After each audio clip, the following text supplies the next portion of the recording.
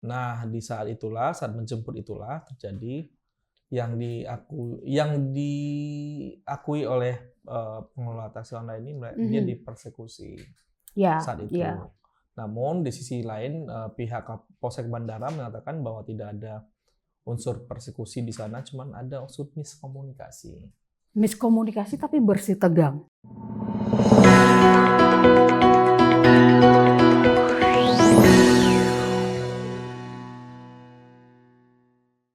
Hai pembaca setia Batam Pos, jumpa lagi bersama saya Cahaya Simanjuntak dalam program Hot News edisi Sabtu 6 Juli 2024. Kira-kira berita apa aja sih yang akan dibahas di Koran Batam Pos edisi cetak besok? Bersama saya sudah ada rekan Fiska Juanda. Hai Ju, apa kabar? Hai Kak Cahaya, apa kabar? Baik ya kita. Nah Ju, kalau biasanya kan kita selalu di luar ya. Iya, Kali ini di dalam, itu artinya kita bebas di mana saja syutingnya tapi dengan keteraturan. tentu. Yang penting bebas tapi ada aturannya. Iya, bebas tapi terarah. Sesuai dengan demokrasi kita ya.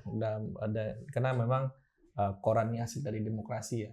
Iya. Jadi kebebasan itu ada, tapi ada aturannya dalam sebuah kebebasan. Yes, dan itulah yang akan kita bahas perdana kali ini mengenai polemik taksi di bandara. Kenapa sih nggak pernah kelar gitu loh, Ju? Nah, ini Kaca ini sudah hampir memasuki hari kedua ya Kaca untuk polemik taksi di Iya, bandara. selalu ribut ya. Tadi juga ribut Nah, ya. tadi itu kan pembahasan karena jadi kan polemik ini sebenarnya sudah menjadi kayak bara dalam sekam ya. Karena dia sudah ada apinya, sudah ada baranya dari lama, tinggal kapan aja ditiup angin sedikit dia membara. Membara Seperti lagi, itu. iya. Karena memang tak tuntas dan tidak ada solusi yang konkret terkait ini gitu. Nah, kemarin itu Kaca terjadi kena jadi ada salah satu, ini pengakuan ya, kita kan berdasarkan kita di Fakta lapangan ya. iya. Di pengakuan salah satu dari pengelola taksi online bilang begini. Jadi mereka itu masuk ke Bandara Hang Nadim itu bukan menjemput penumpang. Oke. Jadi dia menjemput salah satu saudara dia. Jadi salah satu saudaranya ini datang dari luar daerah, datang ke Batam. Tapi memang dia menggunakan mobil dia yang terdaftar di taksi online. Oke. Jadi kata dia, kalau kata sebelumnya ada aturan katanya kalau mau jemput pakai mobil taksi online harus ada apa namanya, harus lapor. Kartu tanda pengenal laporan. Tapi kan dia merasa kenapa harus lapor gitu. Iya. Karena ya dia menjemput saudaranya sendiri dan dia tidak mengaktifin aplikasi saat itu posisi itu.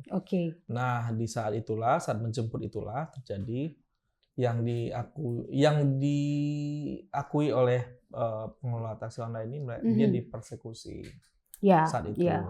Namun di sisi lain pihak Polsek Bandara mengatakan bahwa tidak ada unsur persekusi di sana, cuman ada unsur miskomunikasi.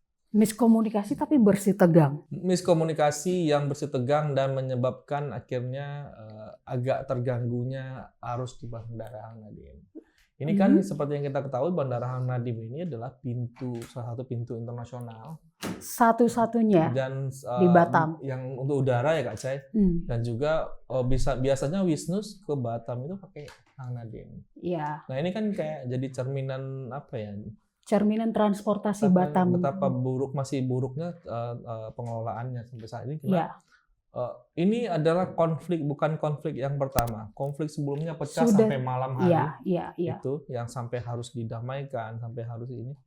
Konflik seperti ini sudah sering kali terjadi, tapi tidak ada solusi yang konkret gitu. Sehingga nah kalau melihat tadi ada statement dari beberapa pihak, tetap saja tidak ada ini ya. Ari, boleh handphoneku bentar, aku mau ngambil datanya yang ini. Nah, ini biar Ari masuk dalam kamera juga nih Ari. Ya, ini tadi dari teman Kak Cai, teman reporter tadi yang ngirim beritanya. Tadi dia bilang begini, jadi sebenarnya tidak ada solusi yang ini. Jadi Kadisub Kepri, Pak Junaidi mengatakan, kita berupaya mengkonsolidasikan mengenai solusi terbaik kedua belah. Berarti belum ada titik temu. Iya. Nah, dan dari pihak BIB pun bilang begini, beri kami waktu dahulu menentukan solusi terbaik. Nah, ini kan menjadi problem sampai sekarang Kak Cahaya. Jadi sekitar berapa waktu lalu konflik yang pernah pecah juga statementnya juga sama. Iya.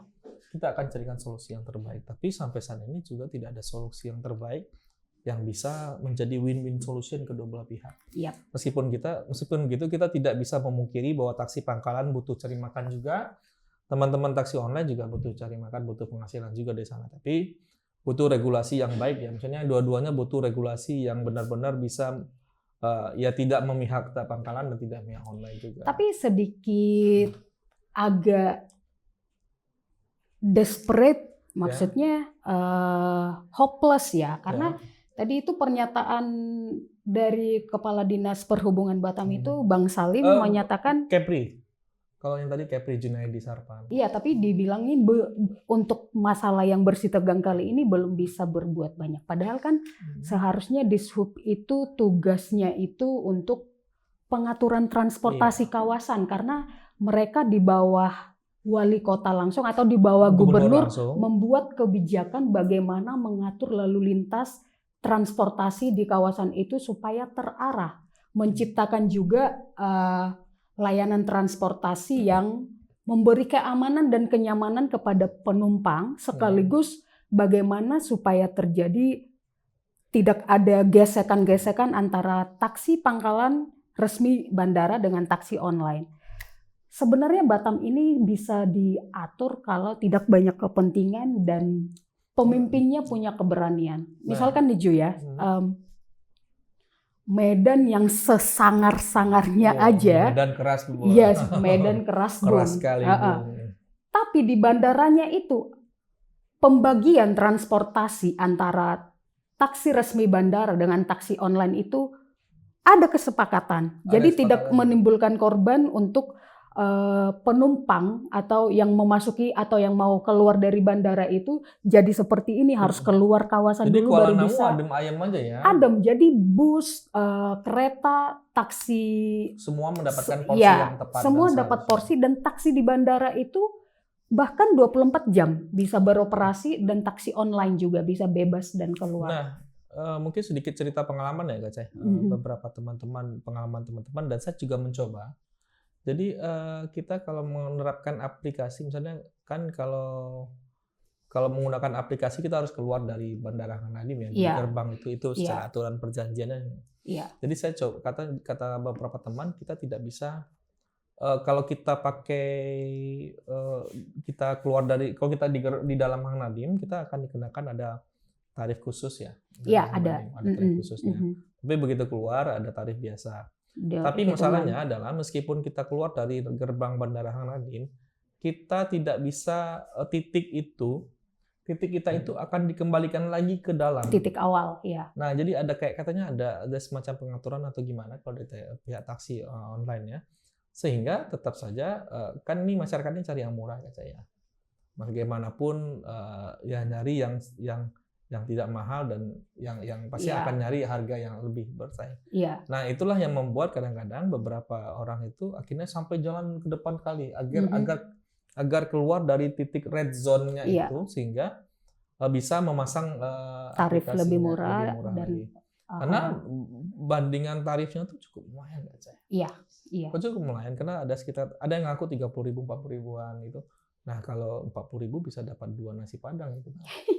Iya, tapi untuk polemik ini butuh solusi cepat ya. Jangan sampai merugikan banyak pihak dan jangan sampai menguntungkan oknum-oknum. Nah, pemerintah atau pimpinan punya hak untuk memberikan akses, membuka akses. Jangan sampai polemik seperti ini terjadi lagi.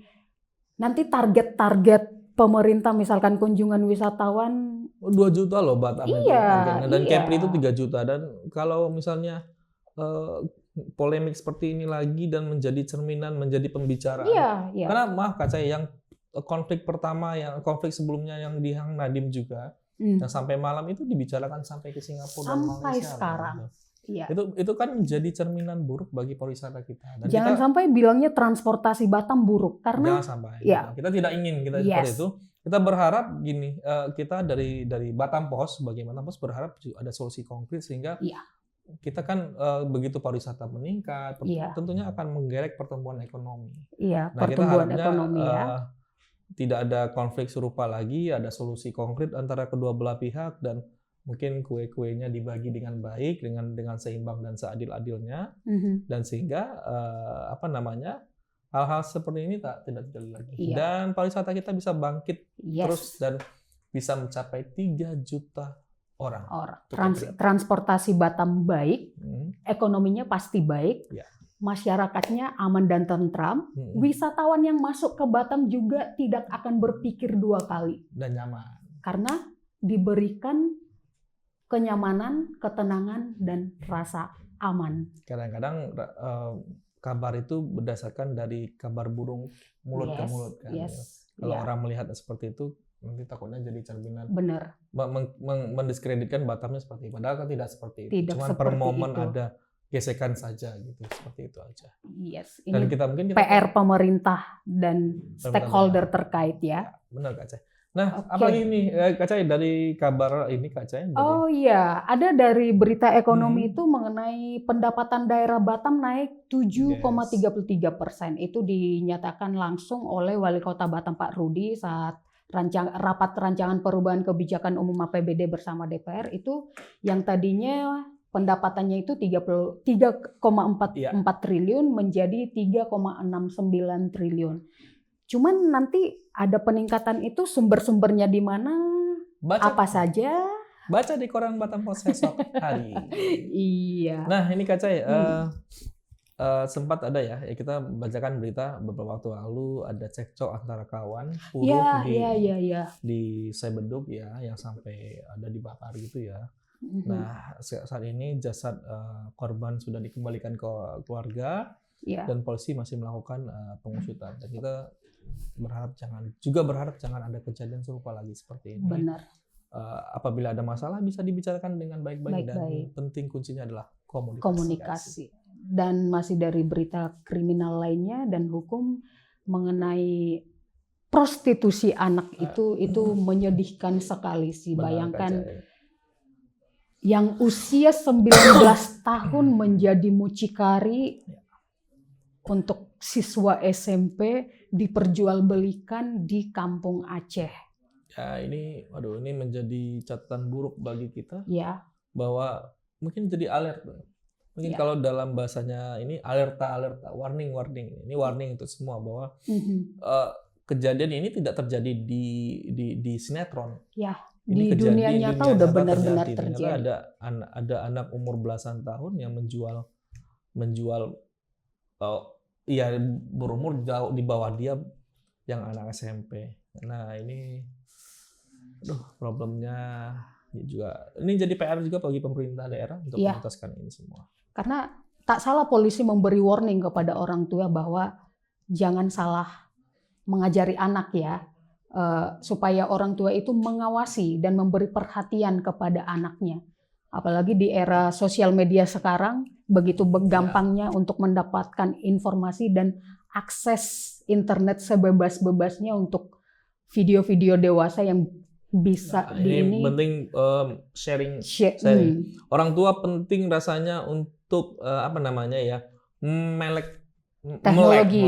Kalau ini bahasa tadi pakai bahasa Sumatera, melek. Ya. Melek teknologi. Pengucapannya melek teknologi. Iya, jadi awasilah anak Anda. Apapun percakapan mereka di media sosial, apapun yang dilakukan anak di media sosial, orang tua wajib tahu apa yang mereka lakukan agar anaknya tumbuh dengan baik dan benar sesuai. Dari takutnya, anaknya baik-baik saja, ternyata percakapan media sosialnya tidak baik-baik saja. Ini yang jadi khawatiran. Kak Cai, saya baca berita terakhir ya, karena Ari sudah mengasihkan warning dari tadi, 2 kali warning dari Ari. Maaf ya Ari, agak sedikit panjang pembahasan tadi taksi online. Karena menurut kami ini itu hal yang PR penting, bersama, bersama yang harus dituntaskan. Ini soal politik Kak Cai, pendaftaran Pilkada Batam mulai 27 Agustus. Nah, syarat dukungan 20% kursi DPRD Batam dan pendaftaran ada 2 jalur, perorangan dan jalur parpol. Sejauh ini yang sudah jadi ada klaim kemarin 37 kursi di DPRD Batam itu sudah dipenuhi oleh Am Sakar Ahmad dan Lee Claudia Chandra. sudah ini ya, sudah ketok palu bahwa Belum, mereka belum. sudah Tapi surat dari DPP pusat Surat, menyatakan tapi kan mereka kadang-kadang berpasangan ya. kalau saya misalkan kalau ketok palu itu berarti sudah final. Tapi Iya. biasanya Politik segala sesuatu mungkin. menjelang 27 Agustus itu barang itu bisa berubah. Ya, Tapi ya, sejauh ini baru Amsakar dan Lloyd Claudia Claudia ini Chandra. sudah mendapatkan dukungan dari 37 kursi. Berarti, Terus Bu Marlin kemana Ju? nah ini kita belum tahu nih Bu Marlin kemana. Sisa ada sekitar 13 kursi lagi nih. Nah bisa jadi Bu Marlin bisa di sini, ada PDIP dan PKS nih yang belum menentukan pilihan nih. Oke. PDIP Iya, kemungkinan bisa Bu Marlin dengan jadi ada kalau kata pengaman iya. Bu Marlin bisa dengan kader dari partai PKS juga ada Bu Surniani, ada dari Pak Raden Hari Cahyono. Iya. Nah tapi kalau dengan Bu Suryani mungkin jadi calon perempuan Pertama. Ini Iya, asik nih. di Batam ya. Dalam sejarah pasti akan terhitung dalam sejarah. Yes, tapi menarik nih, politik itu tidak ada kekeluargaan, yang ada kepentingan. Tapi dia tetap dinamis dan dibicarakan sampai warung kopi dan kita Yes. tapi Itulah menariknya dunia politik ini ya. asik. Karena dibicarakan sampai hingga akar rumput ya Kak. Yes. Kita berharap siapapun pemimpinnya dia adalah orang yang memajukan Batam. Yes, yang mampu menerima aspirasi dan membangun Batam lebih baik ke depannya ya. Kacai durasi. Sip. Ju, thank you so much Oke, Kak atas Cai. waktunya. Sampai Siap. bertemu minggu depan ya, Ju. Sampai jumpa. Nah, pembaca setia Batam Pos, berita-berita lainnya seperti PPDB, berita politik, dan informasi seputar pemulangan jamaah haji dapat dibaca di koran Batam Pos edisi besok dan juga sudah bisa dibaca di kanal batampos.co.id dan juga di media sosial Batam Pos seperti YouTube, Facebook, X atau Twitter, Instagram, dan juga media sosial lainnya ya. Jangan lupa follow Batam Pos atau subscribe Batam Pos di channel YouTube juga. Nah, demikian Hot News edisi Sabtu 6 Juli 2024. Cerdas memilih informasi akurat bersama Batam Pos. Salam redaksi. Bye.